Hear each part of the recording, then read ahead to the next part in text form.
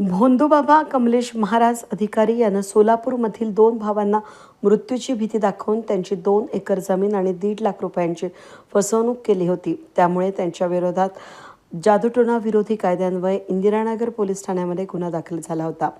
आणखी 6 व्यक्तींनी काल तक्रार दाखल केल्यानं त्यामुळे दोषारोपपत्र अधिक मजबूत होईल असा विश्वास अनिसनं व्यक्त केला. लोहगाव पुणे या ठिकाणी रत्ना अशोक पाटील या महिलेला शारीरिक त्रास होता, त्यासाठी तंत्रविद्या करावी लागेल या बहाण्यानं भोंदूबाबा स्मशानात अघोरी पूजा करत आणि पशुबळी देत 4 लाख रुपये उकळवले.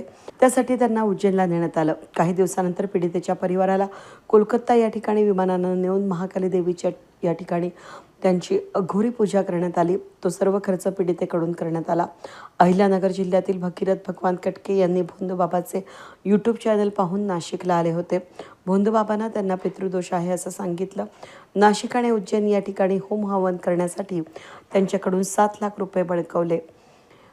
बीड या ठिकाणी संजय साहेबराव झेंडे यांनाही भोंदूबाबांना पितृदोष सांगितला. त्यांच्याकडून पूजेसाठी 21,000 रुपये घेऊन अधिक 2 लाख रुपयांची मागणी केली.